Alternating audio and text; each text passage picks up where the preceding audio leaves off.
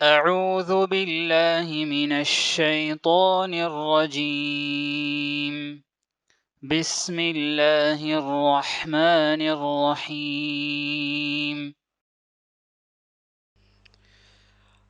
السلام عليكم ورحمة الله وبركاته. بسم الله والحمد لله والصلاة والسلام على رسول الله وعلى آله وصحبه ومن والاه وبعد. فقال الله تبارك وتعالى: إن هذا لهو القصص الحق. برادران اسلام اور خواتین ملت، میں سب سے پہلے اللہ رب العزت کی بارگاہ میں دعا کرتا ہوں کہ اللہ تعالیٰ جس طرح ہمیں اس مبارک مہینے کے رمضان کے روزے، نماز اور دوسرے اچھے خیر کے کام کرنے کی اللہ نے جب توفیق بخشی، اسی طرح ہمیں بقیہ مہینوں میں بھی اللہ کی عبادت کرنے، کار خیر میں آگے آگے رہنے کی توفیق بخشے، آمین یا رب العالمین۔ پیارے ساتھیو، موہی کی جانب سے یہ جو سلسلے وار ہندوستان کی اسلامی تاریخ کے موضوع پر جو تقریریں ہو رہی ہیں، اس کا اصل مقصد صرف اور صرف یہ ہے کہ یہ بتایا جائے کہ ہندوستان جب اس میں مسلمانوں نے حکومتیں کی، مسلمان حکمران رہے، تو وہ کس حد تک رعایا پرور رہے، انہوں نے کس حد تک عوام کا خیال کیا، انہوں نے پبلک کے لیے کیا کچھ نہیں کیا، اور اس کے لیے کتنے ایسے بادشاہ گزرے ہیں جنہوں نے اپنی مزاج اور اپنی دیانتداری کو خود بدل دیا۔ تو یہ سب کچھ جاننے کے لیے ہم نے اس سیریز کا آغاز کیا۔ تو ضرورت اس بات کی ہے کہ یہ باتیں دور دور تک پہنچیں، لوگ انہیں سنیں اور اس سے فائدہ اٹھائیں اور جان لیں کہ مسلمانوں کی تاریخ اس ہندوستان میں کیسی رہی۔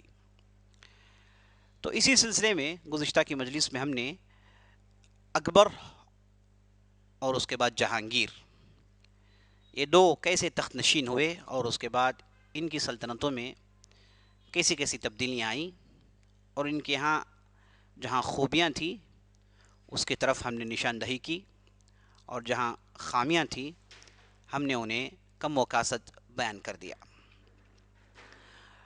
اب چلیے یہ دیکھتے ہیں کہ جہانگیر کے جانے کے بعد شاہ جہان کیسے تخت نشین ہوتے ہیں۔ اس سے پہلے کہ میں یہ شاہ جہان کا دور کا آغاز کروں، جہانگیر جو ایک بہترین حکمران گزرے ہیں، ان کی خوبیاں گزشتہ کی مجلس میں نے بتا دی کہ ان کے یہاں انصاف بہت زیادہ تھا۔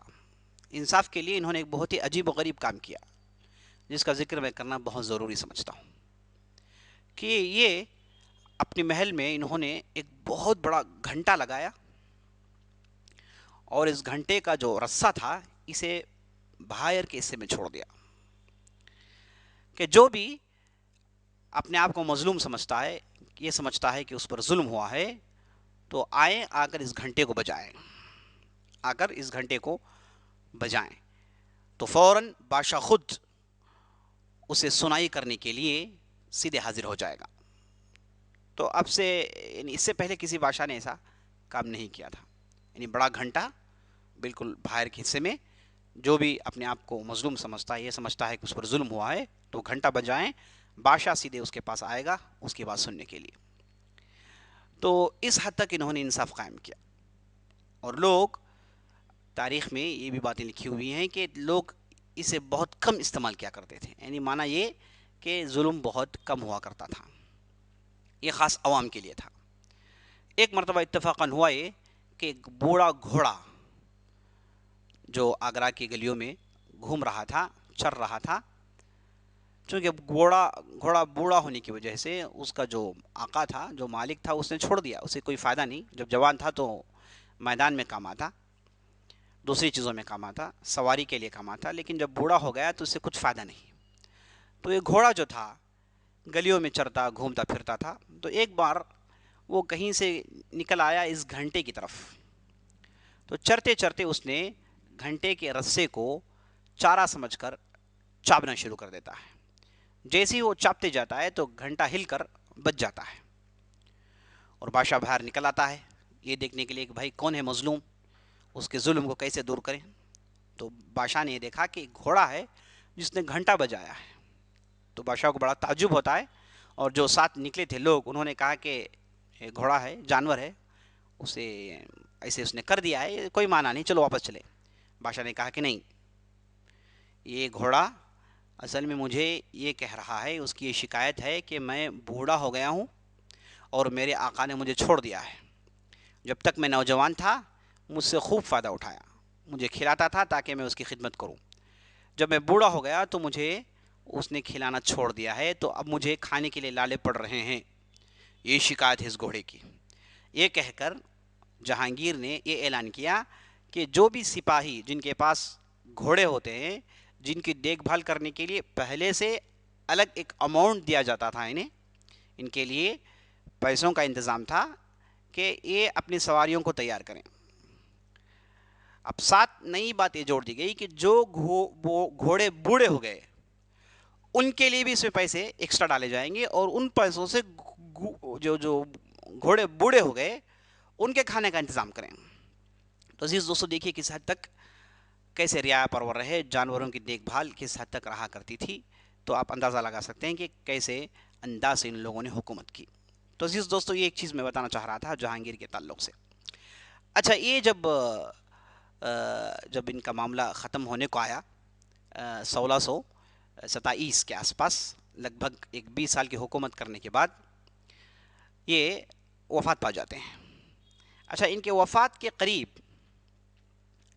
ہوتا یہ ہے کہ ان کی جو بیوی تھی جن کا نام تھا نور جہان، نور جہان یہ جہانگیر کی پہلی بیوی نہیں تھی۔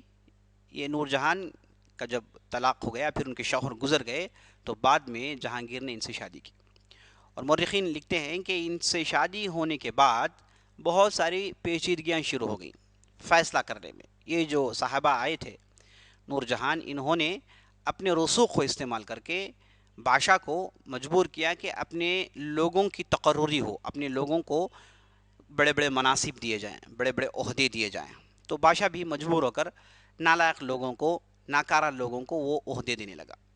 اور یہ جب نالائق لوگ، ناکارہ لوگ اگر ذمہ داری لے لیں تو کس حد تک وہ ذمہ داری ادا کر سکتے ہیں، ہم محسوس کر سکتے ہیں۔ تو ایسی بہت ساری چیزوں میں غلطیاں ہو گئی تھیں، اور اس کی وجہ یہی عورت جن کا نام نور جہان تھا۔ تو یہ جو نور جہان تھی وہ یہ چاہتی تھی کہ جہانگیر کا جو چھوٹا لڑکا ہے جس کا نام شہریار، وہ تخت نشین ہو، وہ بادشاہ بنے۔ اور جہانگیر کی خود کی خواہش تھی کہ اس کا جو لڑکا ہے جس کا نام خرم ہے، بڑا لڑکا، وہ بادشاہ بنے۔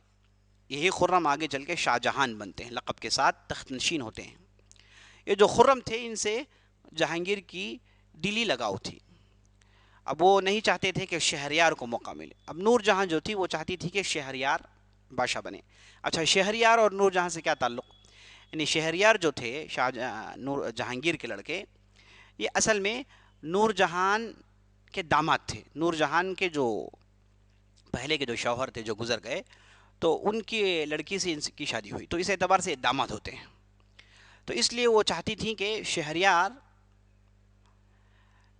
بادشاہ بنے، اور جہانگیر کی خواہش یہ تھی کہ وہ یہ جو شاہ جہان آگے بنے، خرم، وہ بادشاہ بنے۔ تو اب نور جہان چونکہ جہانگیر اپنے آخری زندگی کے حصے میں تھے، بیمار ہو گئے تھے، تو پورا دار و مدار نور جہان کے ہاتھ میں تھا۔ اس نے ہزار کوشش کی کہ شہریار گدی پر بیٹھے۔ اب اتفاقاً اس زمانے میں خرم کہیں دور دراز علاقے میں لڑائی کے لیے گئے ہوئے تھے، تو نور جہان نے موقع کو غنیمت جانا اور یہ کوششیں کی کہ خرم کو واپس آنے نہ دیا جائے۔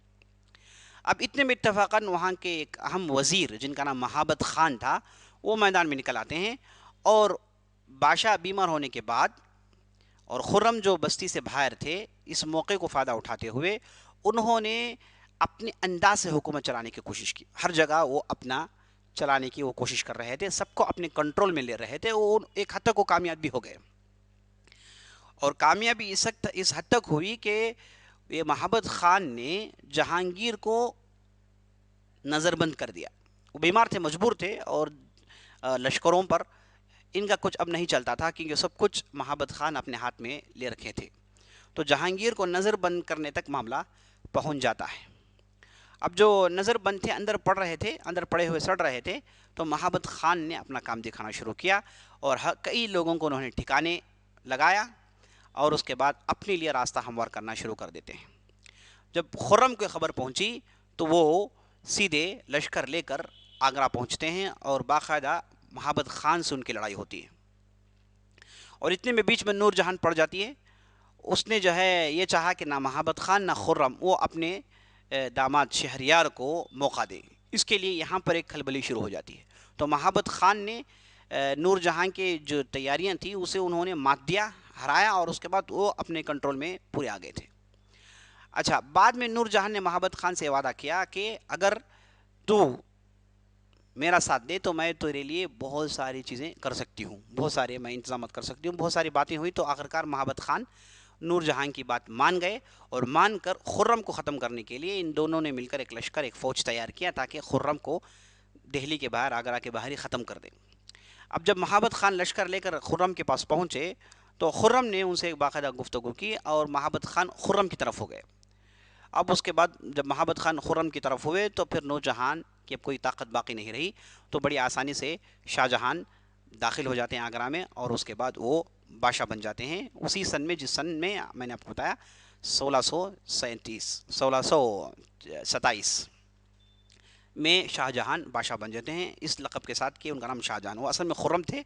جب بھی کوئی ایسا آدمی جب تخت میں بیٹھتا ہے تو اسے نیا نام دیتے ہیں، نیا لقب دیتے ہیں، تو اس اعتبار سے شاہ جہان کو لقب دیا گیا۔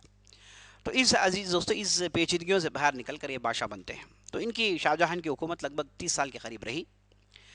تو اس دور میں ان کا جو دور تھا عہد شاہ جہان، اسے مورخین کہتے ہیں کہ بڑا ہی سنہرا دور، عہد زرین کہتے ہیں، بڑا ہی سنہرا دور، امن و امان کا دور، دولت کی فراوانی، مال بہت سستا، لوگ امن و امان میں۔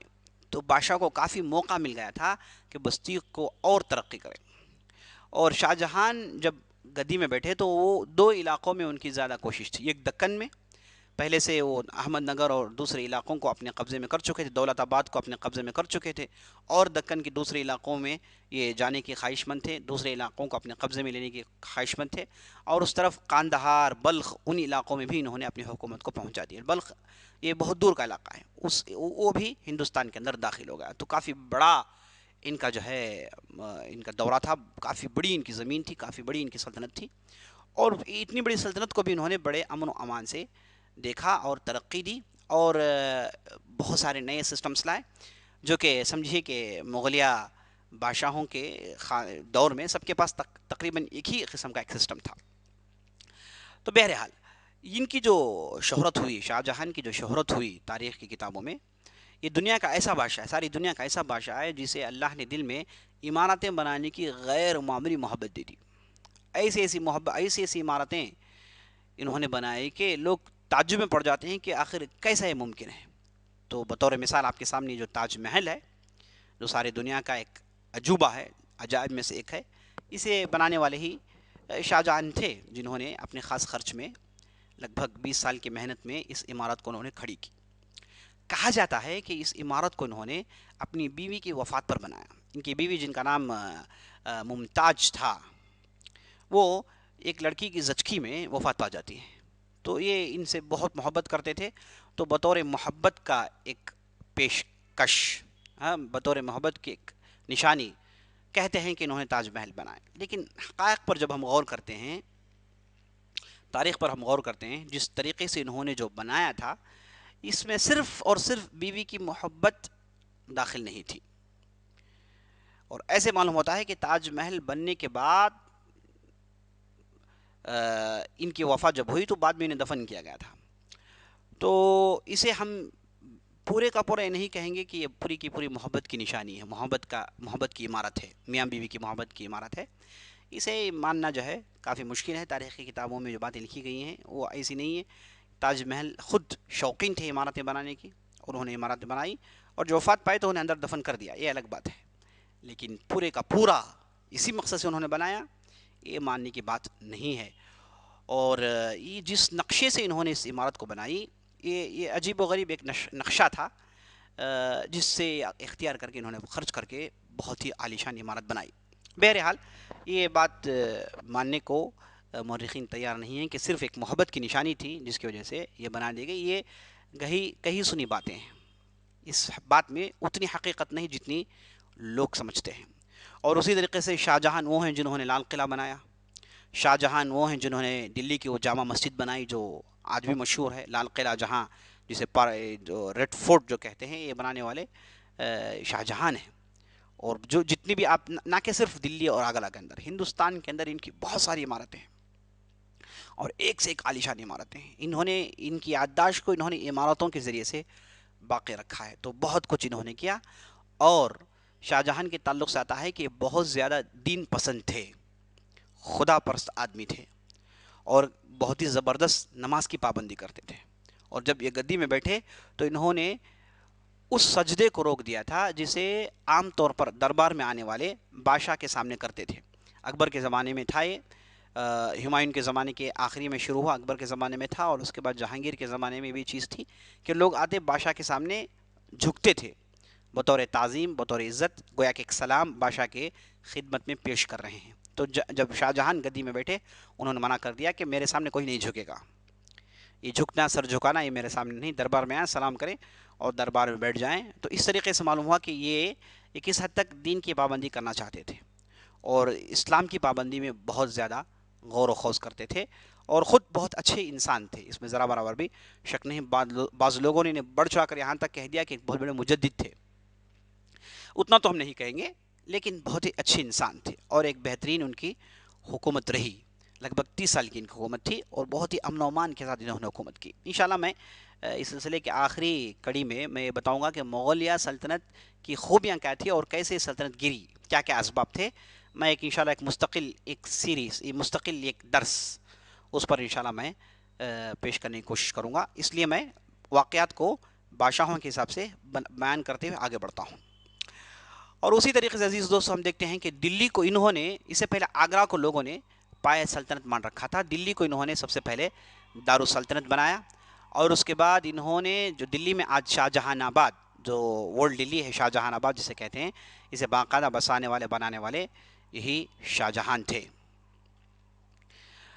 اب ہوا یہ کہ ان کے جو ہے 4 لڑکے تھے، ایک کا نام دارا شکوہ جو ان کا بڑا لڑکا تھا، اس کے بعد شجاع، اس کے بعد مراد، اور اس کے بعد اورنگزیب عالمگیر جن کا نام تھا۔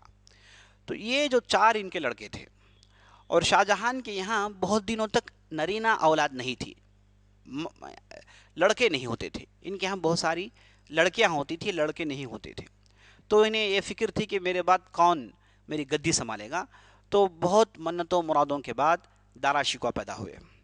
تو اس وجہ سے دارا شکوہ سے زیادہ ان کا لگاؤ تھا شروع سے، اور ہمیشہ دارا شکوہ کو انہوں نے اپنے پاس رکھا اور ان کی جو ہے تربیت میں خاص اہمیت دی، اور دارا شکوہ کو اپنے دلی قریب رکھا، اور ایسا سلوک کرتے تھے دارا شکوہ کے ساتھ تاکہ سارے لوگوں کو معلوم ہو جائے کہ ان کے بعد یہی ولی العہد ہیں، یہی بادشاہ بننے والے ہیں، ان کے علاوہ کوئی دوسرا بادشاہ بن نہیں سکتا، دوسرے جو بھی بھائی ہیں انہیں بادشاہت میں کوئی حصہ ملنے والا نہیں ہے۔ یہ عملی طور پر شاہ جہان دکھایا کرتے تھے، اس اعتبار سے دارا شکوہ ہمیشہ دلی میں گدی کے قریب رہا کرتے تھے۔ البتہ جو دوسرے بھائی تھے، شجاع کو بنگال بھیج دیا گیا، ایک دوسرے بھائی کو گجرات بھیج دیا گیا، اور اورنگزیب کو بچپن ہی میں جب وہ نوجوان تھے انہیں دکن بھیج دیا گیا تھا۔ دکن کے علاقوں میں وہ بہت دنوں تک، احمد نگر ان علاقوں میں ایک گورنر تھے، اور کم سن میں گورنر بن گئے تھے، تو بچپن ہی سے انہیں کافی تجربہ ہو گیا تھا، اور ان کے ساتھ ایسے سیاستدان، ایسے تجربہ کار، عمر رسیدہ لوگ رہتے تھے جو انہیں ہر موڑ میں انہیں گائیڈ کرتے تھے، ان کی جو ہے ہدایت کرتے تھے۔ اس اعتبار سے اورنگزیب ایک بہترین انداز سے ان کی تربیت ہوئی۔ پہلے ابھی جو والد تھے انہوں نے اپنی پوری محبت دارا شکوہ کو دے دی تھی، اور دوسرے بھائیوں میں تھوڑی محبت بٹی، اور اورنگزیب کے حق میں کوئی محبت آئی نہیں۔ اورنگزیب اور شاہ جہان باپ بیٹے تھے، لیکن دونوں کے درمیان ہمیشہ کشمکش ہوا کرتی تھی، اور شاہ جہان، اب جب آپ تاریخ پڑھیں گے تو آپ دیکھ سکتے ہیں کہ اورنگزیب کی کسی بھی ایک کام کو، کسی بھی ایک چیز کو، کسی بھی ایک محنت کو انہوں نے کبھی بھی سراہا نہیں۔ انہوں نے ہمیشہ اورنگزیب کو نقطہ چینی کا نشانہ بنایا، اور ہمیشہ ان کی ترقی میں روڑے ڈالنے کی کوشش کی، اور دکن میں جب دور آگے بڑھنا چاہتے تھے تو یہ کہہ دیا گیا کہ تم آگے بڑھ نہیں سکتے. تو ان کی کسی بھی محنت کو، کسی بھی کارناموں کو شاہ جہان نے عزت کی نظر سے نہیں دیکھا. یعنی اصل میں شاہ جہان ایک کوشش کر رہے تھے، ساری دنیا کو یہ بتا رہے تھے کہ ایک ہے جو میرے بعد بادشاہ بنے گا، وہ ہے دارا شکوہ. لیکن دارا شکوہ، شجاع، مراد اور اورنگزیب، یہ چاروں لڑکوں کو آپ جوڑ کر تجربے کے حساب سے، علم کے حساب سے، دین کے حساب سے آپ دیکھیں گے تو کوئی اورنگزیب کا مقابلہ نہیں کر سکتا. اورنگزیب عالمگیر کا کوئی مقابلہ نہیں کر سکتا. ہر اعتبار سے بہترین آدمی تھے، اور سیاست کے اعتبار سے بھی، اور اس کے بعد جنگی ترتیبوں کے اعتبار سے بھی، پڑھائی لکھائی کے اعتبار سے بھی، ہوشیاری کے اعتبار سے بھی، قابلیت کے اعتبار سے بھی. ان کے تعلق سے آتا ہے کہ انشاءاللہ مستقل اورنگزیب کے تعلق سے ہم گفتگو کریں گے کہ یہ لوگوں کو بھانپنے اور مسائل کو سمجھنے میں کبھی دیری نہیں کرتے، اور فیصلے بڑے ہی تیزی کے ساتھ، اور بہترین فیصلے بڑے تیزی سے اٹھایا کرتے تھے. تو یہ تھے اورنگزیب. تو چاروں لڑکوں کے درمیان ایک کشمکش باپ خود نے بنا دیا. اور ہمیشہ ایسا ہی ہوتا ہے، باپ اگر بچوں کے درمیان انصاف نہ کرے تو بچے لڑ جائیں گے، اور خود باپ کی بھی عزت نہ ہوگی. جو آدمی انصاف نہیں کرتا اس کی عزت نہیں ہوتی. عزیز دوستو، اب جو شاہجہان، یہ سب انہی کے بیٹے ہیں، تو انہیں چاہیے تھا کہ انصاف سے پیش آئیں. آپ صلی اللہ علیہ وسلم کے پاس ایک صحابی آئے جن کا نام بشیر تھا، نعمان بن بشیر کے والد. وہ آئے، آ کر کہا یا رسول اللہ، میں فلان میرے لڑکے کو، میں فلاں میرا باغیچہ دینا چاہتا ہوں، آپ اس پر شاہد رہیں. تو آپ صلی اللہ علیہ وسلم نے کہا نحلت کل ولدک ہکذا، کیا تو نے تیرے ہر لڑکے کو ایسا دیا، سب کو ایسا دیا جو ایک لڑکے کو دینا چاہتا ہے؟ کیا تو نے سب لڑکوں کو دیا ہے؟ کیا تو نے دینے میں انصاف کیا؟ تو بشیر نے کہا کہ نہیں یا رسول اللہ. تو آپ صلی اللہ علیہ وسلم نے کہا کہ میں ناانصافی میں گواہی دے نہیں سکتا، ناانصافی میں گواہی دے نہیں سکتا. تو اس سے معلوم ہوا کہ ناانصافی یہ بہت ہی بدترین چیز ہے. جب بھی آدمی ناانصافی کرتا ہے، خاص طور پر بچوں کے درمیان، اس کی عزت نہیں ہوتی، اور بعد میں بچے لڑ بھی جاتے ہیں آپس میں. تو انصاف سے آدمی پیش جب تک نہیں آئے گا، عزیز دوستو، یہی بہت سارے مسائل جو آج ہمارے معاشرے میں دیکھتے ہیں، اس کی بنیاد یہی ہے. ناانصافی سے ہی پریشانیاں شروع ہوتی ہیں، پیچیدگیاں شروع ہوتی ہیں. دیکھیے، جب کسی کی اولاد ہے، اب ہمارے معاشرے میں عام طور پر یہ خیال کیا جاتا ہے کہ بڑا لڑکا ہی سب کچھ اسے، اور اس کے بعد کے لڑکے گویا کہ وہ لڑکے ہے ہی نہیں. ایسا اسلام کا قانون نہیں ہے. اسلام کا قانون جو بڑے لڑکے کو ملے گا وہی سب سے چھوٹے لڑکوں کو ملے گا. تو انصاف بچوں میں ہونا بہت بہت ضروری ہے. تو بہرحال اگر انہیں دارا شکوہ کو ان کے بعد بادشاہ بنانا تھا بڑے لڑکے ہونے کے اعتبار سے تو ضرور بناتے، لیکن بچوں میں کم از کم انصاف کرتے، سب کو وہی موقع دیتے جو موقع انہیں ملا، اور بچوں کو راضی کرنے کی کوشش کرتے، بجائے اس کے کہ دوسروں پر ظلم کر کے انہیں بڑھ چڑھا کر دکھانے میں. مسئلہ یہیں سے چھڑ گیا. تو شاہ جہان ہی نے یہ بچوں کے درمیان، بیٹوں کے درمیان مسئلہ چھیڑ دیا تھا، جو آگے چل کے ایک بہت بڑی لڑائی کی شکل میں یہ بدل جاتا ہے. تو بہرحال عزیز دوستو، یہ ہوا کہ دارا شکوہ کو قریب کیا گیا، اور اورنگزیب کی کسی بھی محنت کو سراہا نہیں گیا، نہ اسے جو ہے کمپلیمنٹ دیا گیا، نہ اسے عزت کی نظر سے دیکھا گیا. اور دوسرے لڑکوں کے ساتھ بھی یہی ہوا. تو لڑکوں کے درمیان ایک چیز ہو گئی تھی. اچھا، اس کے علاوہ میں چاہتا ہوں کہ دارا شکوہ کے تعلق سے تفصیلی گفتگو کروں. دارا شکوہ ایک بہت اہم شخصیت، اورنگزیب کے زمانے میں دارا شکوہ ایک بہت ہی اہم شخصیت تھے، اور وہ بھی اللہ پر ساتھ بھی تھے. ایسا نہیں کہ وہ بھی اللہ سے ڈرنے والے تھے، لیکن دارا شکوہ کا طریقہ بالکل الگ تھا، اورنگزیب کا طریقہ بالکل الگ تھا. دارا شکوہ یہ دیوانہ، مجنون، صوفیہ، مجذوب لوگوں کے پیچھے زیادہ ہوتے تھے. اور اس کے بعد صلح کل جیسے ان کے پاس کانسیپٹ تھے. وہ ویدانت کو بھی زیادہ پڑھتے تھے، ہندو مذہب کی بھی وہ زیادہ چیزیں بولا کرتے تھے. تو ان کے مجلس میں جوگی اور اس کے بعد جو رشی منی، ان سے ان کا بیٹھنا ہوتا تھا، اور بہت ساری بھگوت گیتا اور دوسری کتابوں کو یہ پڑھا کرتے تھے. اور اس کے بعد اس طرف سے تصوف کو پڑھنا. تو ان کے اندر سمجھیے کہ شریعت کی پابندی سے صاحب بالکل باہر نکل گئے تھے، شریعت کی پابندی سے بالکل باہر نکل گئے تھے. ایک واقعہ میں بتانا ضروری سمجھتا ہوں. ایک واقعہ ہے، ایک صوفی جن کا نام سرمد. یہ جو صوفی صاحب تھے یہ دلی آئے. یہ جو دارا شکوہ تھے، ایسے مجذوب، دیوانہ، پاگل قسم کے جو صوفی ہوتے ہیں، جو سڑکوں میں گھومتے ہیں، جنہیں جو ہے کچھ سد بد نہیں ہوتا، ایسے لوگوں کے دیوانے تھے، چونکہ وہ جس طریقے سے تعلیم حاصل کی ہے، جس طریقے سے انہوں نے تصوف کو سمجھا، اس اعتبار سے لوگوں کے پاس ان کا ملنا ہوتا تھا، ویسے لوگوں کو یہ پسند کرتے تھے دارا شکوہ۔ اور یہ جو دنیا سے دور شانت قسم کے لوگ، سنیاسی قسم کے لوگ، ایسے قسم کے لوگوں سے ان کا زیادہ بیٹھنا اٹھنا ہوتا تھا۔ تو یہ جو سرمد صاحب تھے، ان کے تعلق سے آتا ہے کہ یہ صاحب برہنہ رہتے تھے، بغیر کپڑے کے گھوما کرتے تھے۔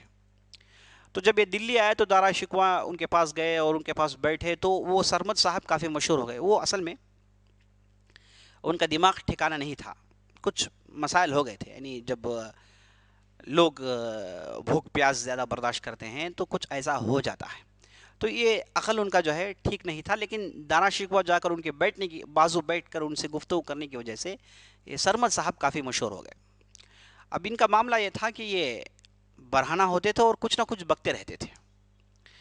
اچھا، جب دارا شکوہ کے قریب ہوئے تو شاہ جہان نے بھی انہیں کافی عزت دی، وہ سڑکوں میں گھوما کرتے تھے ایسے ہی۔ معاملہ یہیں پر نہیں رکا، جب اورنگزیب بادشاہ بنے تو دیکھا کہ صاحب لوگ آ کر شکایت کرنے لگے کہ یہ سرمد صاحب جو ہیں یہ برہنہ گھومتے ہیں، سڑکوں میں بازاروں میں جاتے ہیں، یعنی عجیب و غریب یہ حرکتیں کرتے ہیں، اور اس کے بعد لا الہ کہتے ہیں، بس انا الحق کہتے ہیں، میرے اندر حق ہے، میرے اندر اللہ ہے کہتے ہیں، لا الہ اللہ نہیں صرف کہتے ہیں، بس لا الہ الا اللہ پورا کلمہ نہیں پڑھتے تھے، کلمے کے شروع کا حصہ ہی پڑھتے تھے، لا الہ کہتے تھے۔ جب لوگ ان سے کہتے کہ لا الہ الا اللہ پورا پڑھو تو ہنس کر کہتے کہ میں نہیں پڑھوں گا۔ تو اس عجیب و غریب شخصیت تھی، لیکن یہاں پر میں یہ چیز بتانا چاہتا ہوں کہ دارالشکوہ کا لگاؤ کیسے تھا اور اورنگزیب کیسے قسم کے آدمی تھے۔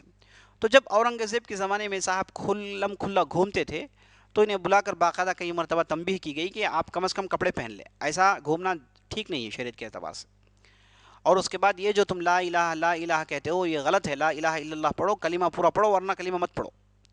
لیکن یہ صاحب ہے نا، اسے ماننے کے لیے تیار نہیں تھے، اور وہ بھی اکھڑ گئے اپنے اعتبار سے، اور ہر جگہ جہاں کہیں گئے وہ جو پہلے کرتے تھے اس سے زیادہ کرنا انہوں نے شروع کر دیا۔